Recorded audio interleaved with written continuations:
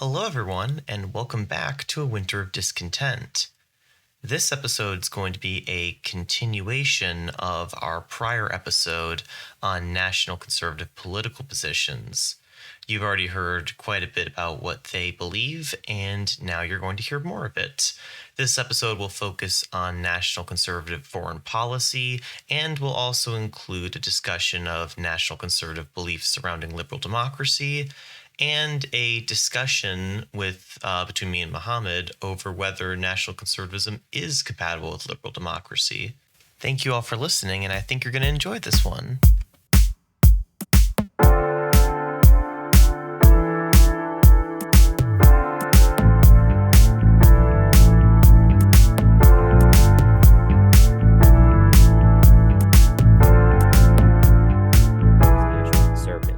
And speaking about doing your duty to your country, national conservatives have a unique foreign policy, or even maybe several different ideas of what their foreign policy should look like. Yeah, naturally, of course, different countries have different foreign policies depending on, what their situation is in the globe. But broadly speaking, national conservatism, or at least national conservatism in the Western world, has tended to sort of group around three different understandings of how you should conduct foreign policy. And the one thing that they do have all in common is they all believe that, the interests of the nation need to be put first and foremost. They would say foreign policy is about advancing the national interest. If you asked any NatCon just for a succinct definition of their foreign policy, they would all probably say something along those lines.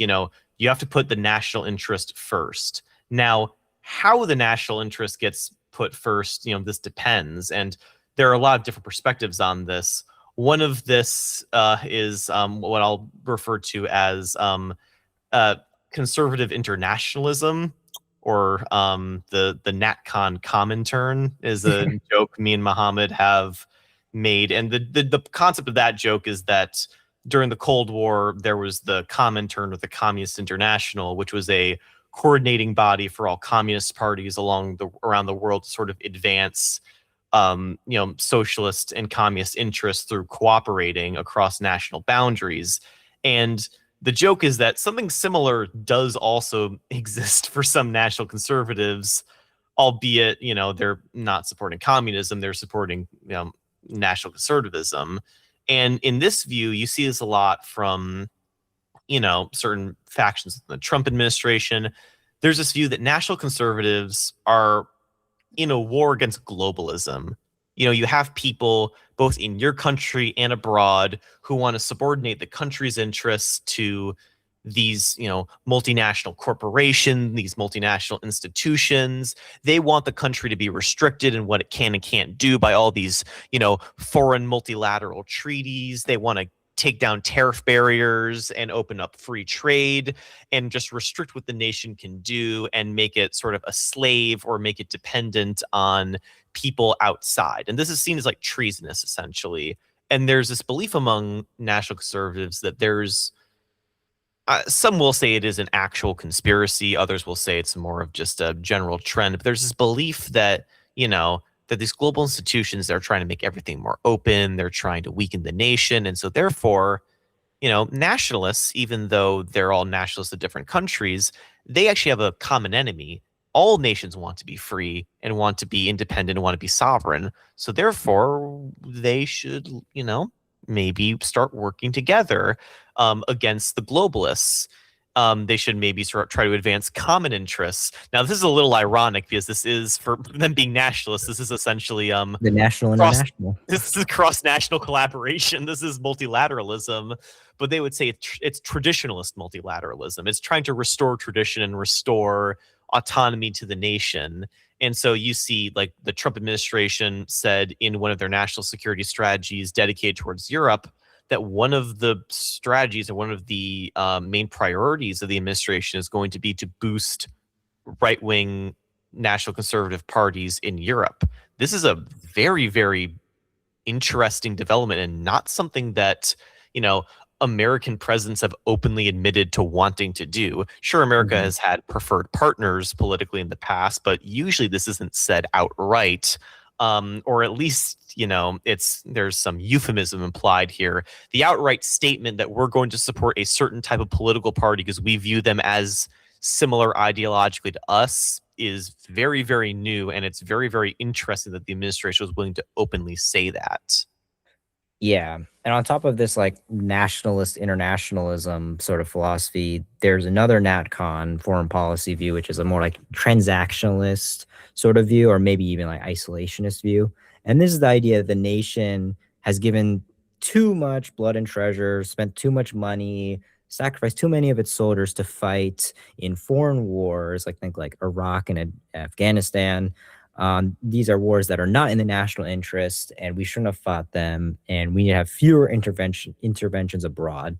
And the idea there is like, look, we should only intervene abroad when it's actually in our interest, like maybe a transactional view of foreign policy, only when we get some kind of benefit. And this sort of transactional view can maybe veer more towards an isolationism, which says like, almost any intervention abroad is not worth it. I mean, we're America, we have our own hemisphere, basically. Why are we intervening abroad? We should just stay at home, right? We don't want to expend our resources and blood and treasure on these foreign wars.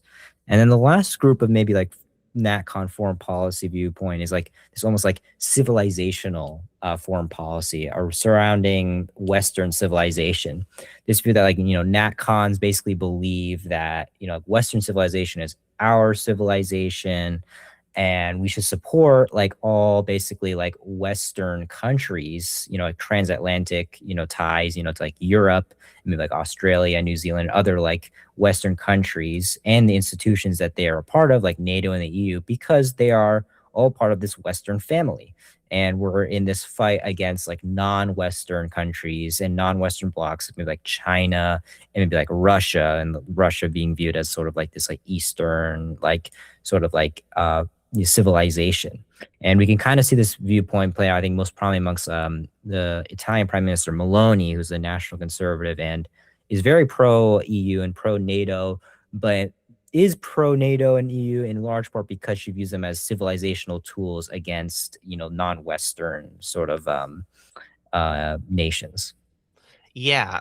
And again, one thing all these groups share is their aversion to conflicts that they think don't benefit the nation.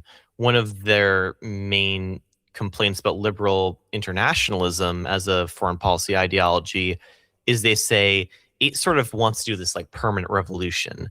The liberal internationalists won't just like let countries be different from each other. They want everybody to be a secular liberal democracy. And this means they'll constantly like always try to expand, the goals of like certain missions or certain wars to fit that narrative, even when it doesn't work. This sort of like the Iraq and Afghanistan wars are like a very big example of this that NatCons will constantly cite. They'll say these countries didn't want to be democracies. They, it wasn't in their political culture. We shouldn't have even tried to do this anyways. It was ridiculous. All it did was turn already questionable wars into total disasters. We have to stop doing things like this. Just, let countries do what they want. If they want to, be dictatorships or be theocracies, frankly, it's none of our business. Yeah. And just maybe to round out the foreign policy section, we should maybe mention a few like specific, like there are a few specific policies towards specific countries or purported adversaries of the United States.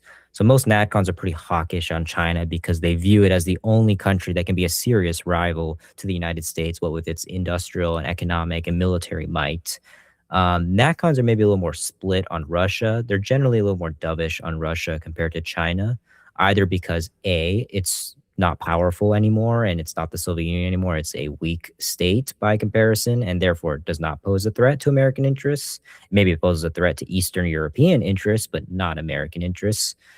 And two is if you're those NatCons, the nationalist, internationalist sort of people who think that all nationalists stand together. Well, Putin's Russia is a pretty national conservative regime, maybe a little more than just national conservative, an outright authoritarian conservative regime. But that's still ideologically not too dissimilar from what many national conservatives want in their own countries. Maybe they don't want the full-on authoritarianism, but they agree with like the ideas of like, preserving, traditional culture and religion and nationalism. So that's another reason for being a little more soft on Russia. And then Again, with the Middle East, as we had said about the foreign war sort of stuff, generally NatCons are, more suspicious of intervening in the Middle East and think that, what's there in the Middle East that's in our interests.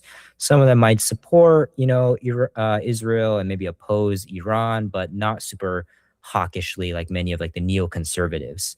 So that maybe they give less importance to that. And then with the Western Hemisphere, they would say like, look, America is ultimately a Western Hemisphere country. If there's something that's international interest, it's making sure the Western Hemisphere is under our control. So they're generally very focused on Latin America and the Western Hemisphere, ensuring that there aren't any other great powers that are intervening there.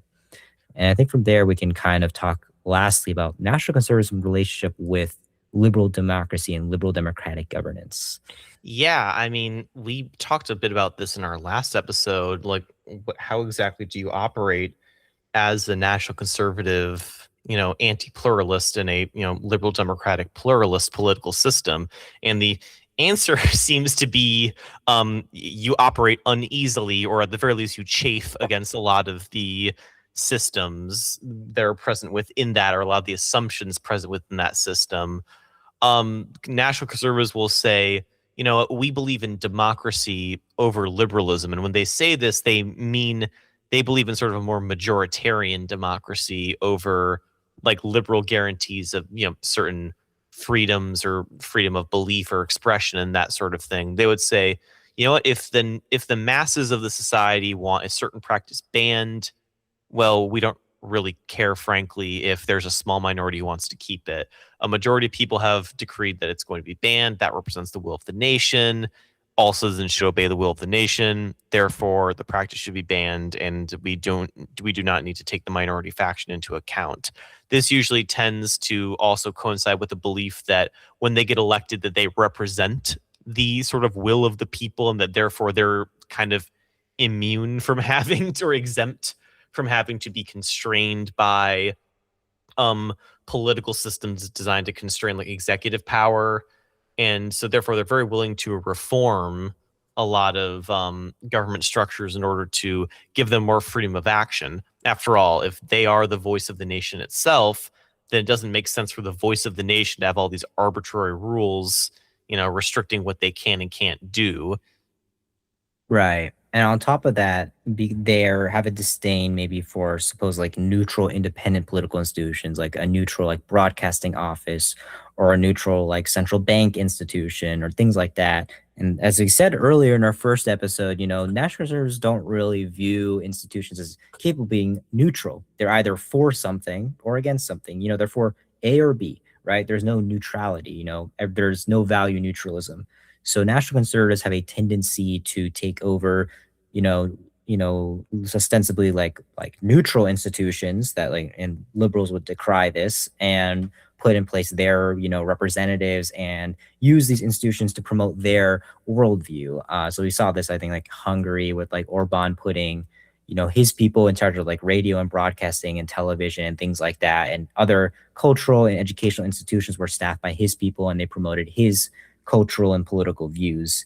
The United States, maybe we could say like Donald Trump's, criticism of Federal Reserve Chair Jerome Powell, or now former Chair Jerome Powell, and desiring, believing that, he should have control over that sort of thing as an example of this. And lastly, I think if we're going to talk about national conservatism and its relationship to democracy, we have to talk a little bit about their views on electoralism.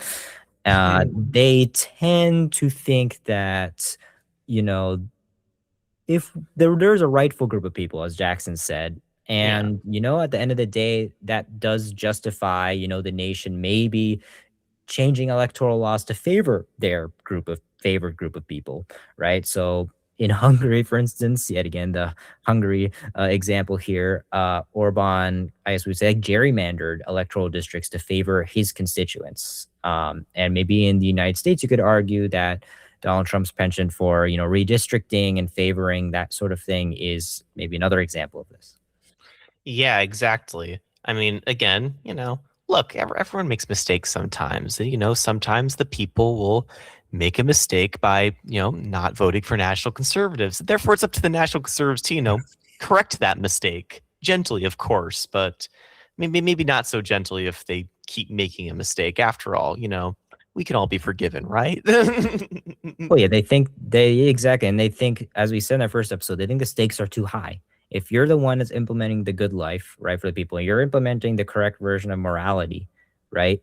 Well, then, democracy and liberal ideas, silly ideas like constitutionalism don't really matter. If the executive is just going to force down the policies and try to enforce the correct version of morality, well, it should just be allowed, right? What's wrong with that? We're gonna allow evil stuff to happen? Like we're gonna if you really think that, it does have a certain logic, and it makes sense why you'd attack checks and balances. Maybe we've seen under the Trump administration, there's definitely a severe attack on independent institutions and checks and balances, with judges maybe being defied, or at the very least very reluctantly being their rulings being very reluctantly observed. So that sort of defiance of checks and balances and constitutional norms makes sense from their perspective, I guess. Yeah. I think with that, we've kind of wrapped up a lot about what like the actual positions of NatCons are. And now we're going to move into our discussion segment. And just kicking that right off, one thing we've noticed, I think, just talking through this conversation is, the government traditionally for conservatives has been seen as kind of an impediment towards, letting people live like the free or the good life, but not for NatCons. After all, they seem to be pretty in favor of letting the government do a lot of stuff. So like, Mohammed, what do you think is the importance of like this new sort of statism that the new right or the national conservatives seem to be fond of? Yeah, I mean, if you listeners had listened to our like libertarian conservative populist episode about the Tea Party, we kind of talked a lot about how the American Republican Party and American conservative movement was based around very libertarian ideas of how government and society should operate, and a limited government conception of politics, and the state shouldn't intervene to promote this sort of way of life or the other. Sure, maybe there'll be some interventions. Republican conservatives will oppose abortion, and conservatives will oppose like some certain social mores that they don't like.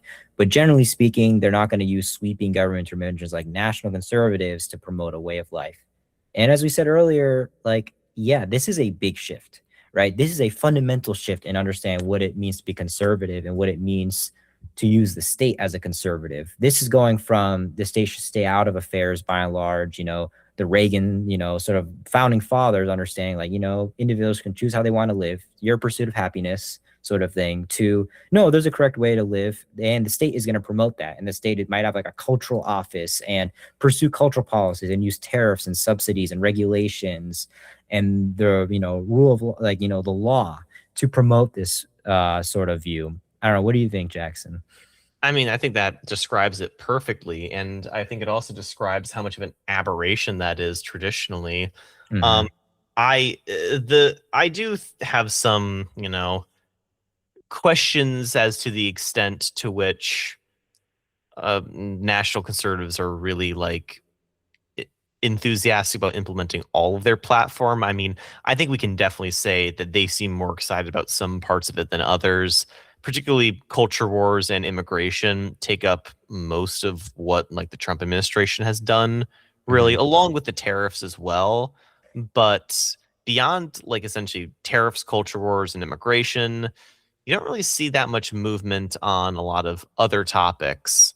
Particularly a lot of like the stuff that people often like to tout as being more like left wing, like oh the antitrust stuff, or the more focused towards unions. Like, as can you name a single like merger that got blocked by Mm. the second Trump administration, or like any sort of significant antitrust efforts done by them? Because although maybe they might say that they're more in favor of it, it doesn't seem like that ever got translated into actual policy. Same with the union issues as well.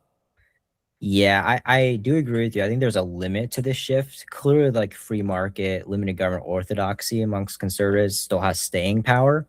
But the shift towards Trump specifically does mark a big turnaround on a bunch of important policies. I mean, free trade is an example. Like the Republican Party long supported free trade for many decades. It's free markets. So that's a big shift towards, a pro-status, pro-tax policy. And immigration too. I mean, the Republican Party had at least supported legal immigration and had been broadly supportive of that. Maybe they had some reservations about maybe not too much, but the shift towards Trump is a drastic shift towards like a far more, I guess, like, status sort of policy of like we restrict who comes in, who comes out, like nativist sort of thing. So I can see where you're coming from. Like there's definitely an incomplete shift. Like the Trump administration still seems to be fine with like, AI development as much as, no matter the cost, and like fine with mergers and acquisitions, as long as maybe, it's maybe as long as the companies, maybe scratches back to say, maybe he's fine with, tax cuts and things like that seem more like Friedmanite or Reaganite. But I would say that there's still like a fundamental shift. American conservatives are no longer going around saying, I'm a conservative because I believe in limited government sort of thing. They're saying, I'm a conservative because the nation, America is under attack and it's going downhill, and we need to do something about that and make America great again. Exactly. The only way we can make America great again is by owning the libs. You don't understand. It's the only way it can happen. We have to make sure Helen of Troy isn't black. Everything rides on making sure that this doesn't happen. But actually, speaking of whether or not you're allowed to be black or not, this goes to our next question, which is, to what extent is national conservative, to what extent are national conservatives like a white movement or like a white identitarian movement? And if they are, how exactly does that, what exactly does that say about the future of American politics racially, or the future of what it means to be an American?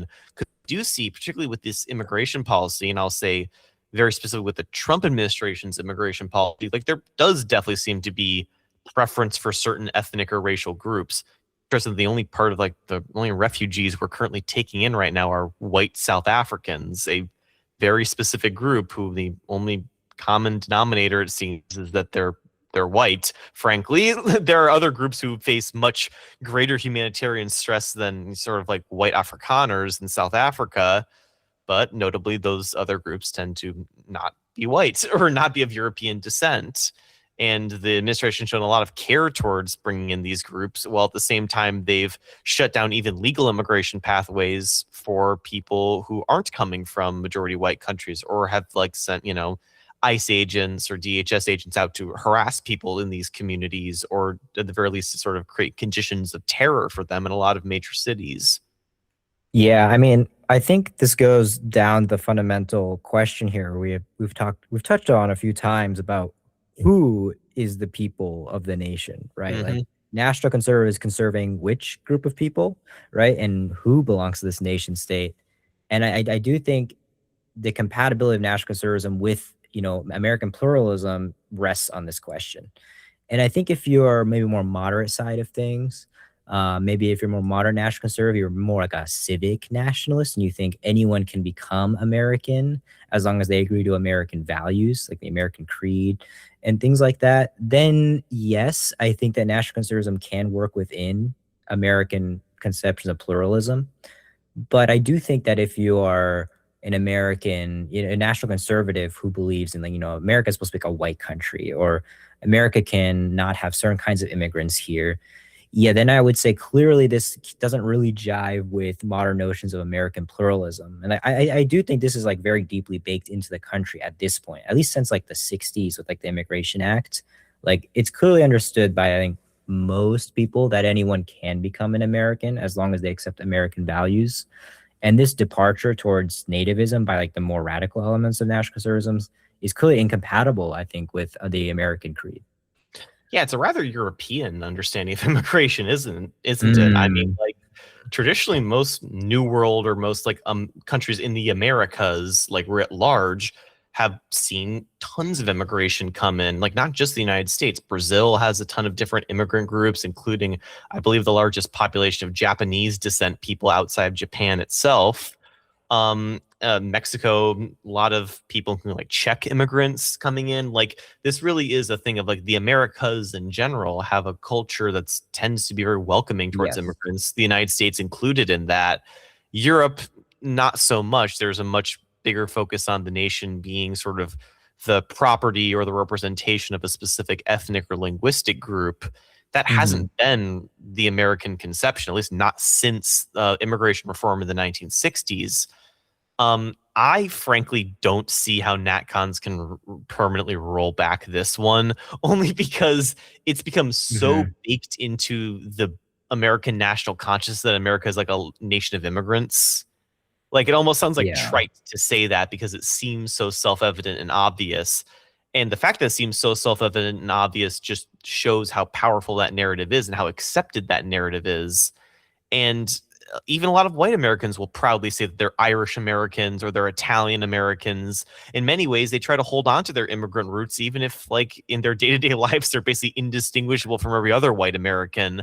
Like, I know I'm guilty of this, frankly, by talking about like German and Hungarian ancestry, even though I like live like every other like white guy in this country.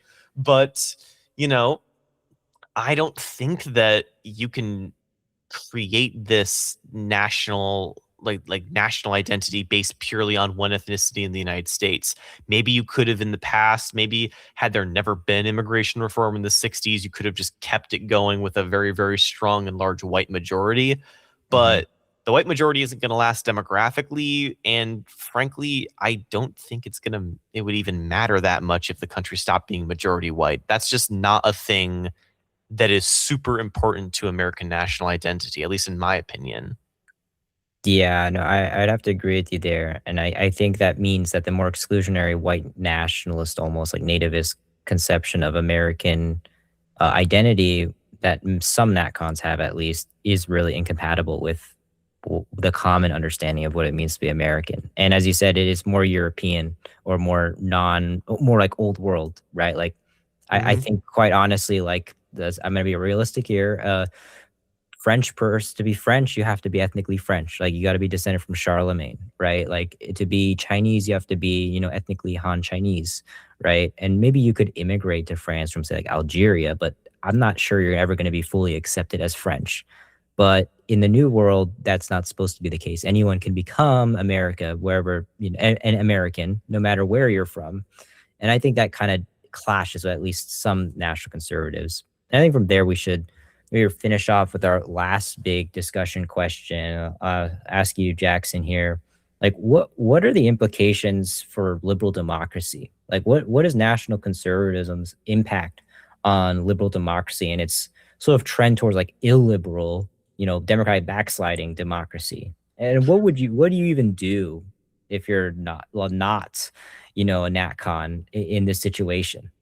Well, the problem with this is that, liberal democracy, it takes two to tango, and you need both players involved, or more than two players if you have a multi-party system. The problem is, like, liberal democracy is based off the assumption that we have a rule set that we all mostly agree to, even if maybe we have some quibbles on small things. We all agree to play by the same rule set. When one person, in your card game just says, well, I have my own rules that I'm going to play by, but you all have to play by the original rules. And in my rules, I get all the good cards and you have to take all the bad ones. I mean, you just can't play the card game anymore at that point if that's how it's going to go. And that doesn't matter what you think about that. It matters what the other person thinks about that. And so this can, in my opinion, lead to a really bad situation where, like, you don't need the majority of Americans to become national conservatives to destroy liberal democracy. You just need enough of them to where they can, like, permanently gum up the system by refusing to play by the rules. And if they insist on using like sort of like anti democratic, laws and anti-democratic powers, there isn't really much you can do to convince them out of that, unless, of course, you're willing to also kind of break similar rules in order to kind of maybe like impose deterrence or impose consequences. But now we're getting to a race to the bottom sort of deal when it comes to liberal democracy. Now it gets into this weird thing of almost like a tolerance paradox of, if one person is going to be intolerant, are you going to be tolerant of the intolerant people, or do you be intolerant towards them? And then Right. if that happens, then how exactly are you any different than the people you're criticizing? And I mean, it's Yeah. tough. Like, I don't know the answer to that question, but it is a question that like you're going to have to find an answer to sooner rather than later, because this is all happening in real time. It's not a theoretical discussion. Yeah, and I'm gonna be honest, I don't have an answer for that either, except maybe that you cannot really, unless you can arrest the cycle of escalation, right? Like one faction uses illiberal methods and the other one has to do it, right, to keep up. Unless you can somehow convince both parties the stakes aren't so high and that you do not need to use these like, extra legal or illiberal democratic sort of policies. I don't think there's any way you can arrest the decline. Like, that's not very helpful. I understand, but Well, I like, do wonder if you could maybe almost like establish. I mentioned deterrence, like mm, say the almost like a tit, IR deterrence. well, like a tit for tat sort of thing, or like or the very least establish consequences. Because I think a big issue is that a lot of people, especially in the United States, a lot of like Trump administration people will support the president even when he does something like blatantly illegal. And I think one really important thing, if a Democrat comes into power in 2028, is going to be to ensure that there's a degree of consequences for having backed illegal actions by the president. Mm. The I problem is mean, if you say there's total impunity, then essentially what this says to people on the NatCon right is, oh, cool, we can just break the rules all the time, and people are just going to give us a slap on the wrist, or they'll say forgive and forget. I think you need to say, look, if you want to break the rules, that you can, but like understand, like you're going to go to jail if you do that. but And I understand that perspective, but I think it's still a trap, right? Because if you let's take the real world example we're both talking about here, the Republican Democratic parties. As you said, the Republican Party under Trump has done some illegal things and has flirted the law, rule of law, and constitution. And therefore, the Democrats need to respond by restoring liberal democracy and punishing and bringing justice, and that, yeah, again, that means punishing maybe Trump and his cohorts, right? But then how do you think the Republicans will see that? They're going to see that as lawfare, right? They're going to see that as, abusing the government yet again. Classic, the liberals are, not neutrally using government. They're going after their enemies, just like how we've always said, right? And that's the reason why we started a movement in the first place, right? Because for decades, liberals, ran the government, ran society, and made the society in their image without our consent. And then look, now we finally said enough. And then look what you did, right? When we said enough and we try to roll you guys back, you guys then decided to turn the state violently against us and basically lock us up, right? And then the Republicans will be like, well, now we're gonna have to escalate even further, right? And then it just keeps going up and up. That's why I don't think there is really a solution here, right? Unless both sides somehow agree or understand that, the stakes aren't this high. Let's not worry about this. Maybe we should cool things down. Then there's no other way, right? And I think that, like, on a personal level, like, I'm not a fan of, the illegal actions that the Trump administration has done sometimes, but I do sympathize with at least some of their concerns, right? Like, I think at least maybe a healthy civic nationalism is needed in the United States, and maybe we could all come together as one big community in a way that, America seems so fractured, polarized, and atomized today. But maybe the stakes aren't that high. Maybe that doesn't require you to use maybe like extra constitutional or illegal actions, to restore the nation. Maybe we can work within maybe the bounds of government. Maybe a thought, at least. sure, I mean, we can definitely look at that. Though I would push back slightly and say, in terms of Republicans accusing you of doing lawfare, I mean, they just do that. They already accused Democrats of doing that anyways. The Biden administration objectively did not, aside from people who like participated in like the actual January 6th insurrection or cases where Trump had very clearly broken the law, the Biden DOJ did not really pursue lawfare against conservatives in any meaningful sense. But that didn't matter. If you ask a conservative that and you tell them that the Biden administration didn't pursue lawfare against them, they will massively reject that conclusion of things. They'll say, no, it was one of the most biased DOJs of all time, and it was a horrible travesty. Even though, frankly, like there's a real historical record here we can look at, and objectively, I don't know what you could point to say that Joe Mm. Biden illegally prosecuted Republicans or deliberately politically targeted them in a way that had no connection to any actual crime committed. Well, I think I do agree with you. Like, I don't I'm not aware of like direct targeting of Republicans besides maybe like the January 6th sort of commission. But I think that was an actual crime. That was justified.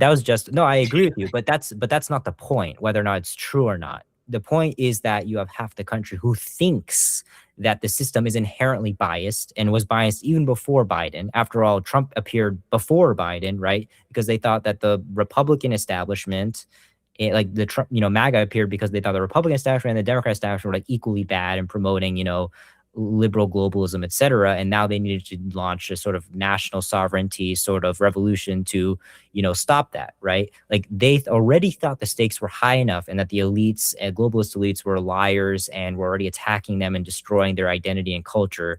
They already thought the stakes were high enough. There's no way they're going to listen to you, whether or not you're right or not about these specific, grievances, right? They already have a narrative going, right? That's the point. And unless you can arrest that narrative, unless you can get them to think, maybe the stakes aren't that high, or, well, maybe it's bad, but we can fix it within legal means. There's no way you can really fix this. Like you can lecture as you said, you can lecture the Republicans all you want about, look, you're wrong about the lawfare thing, but it doesn't matter, right?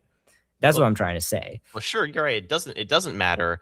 But still, though, I'm not saying you lecture them and convince them otherwise. I'm saying you impose consequences for engaging in illegal behavior. And what happens when they respond by like arresting? Some of them might escalate, but you're essentially, this is a form of bricksmanship. Essentially, some people might blink. They might be like, oh shit, well, I was okay with all this extra constitutional stuff when I thought that I was only going to get like a slap on the wrist or that there weren't going to be any consequences. But now it seems clear that if I do this and then I lose an election, I'm going to go to jail. Now, some people might say, okay, it's time to do the actual dictatorship. I'm not going to jail. I'm like, we need to escalate things. But I think a lot of people might say, oh, shoot, okay, well, it looks like with the roads come to an end. I'm not actually willing to like do fascism over this or go to jail. I'm going to try to play within the rule set. I think you need to kind of forcibly establish consequences for rule breakers and not reward them or look the other way. And I agree it's a risky strategy because if it backfires, essentially, people will say, okay, I'm just going to do a dictatorship. But I would argue we're already on that path anyways, with NatCons just slowly chipping away at democratic foundations because they don't really believe in them to begin with or think that they're impediments to the ideology.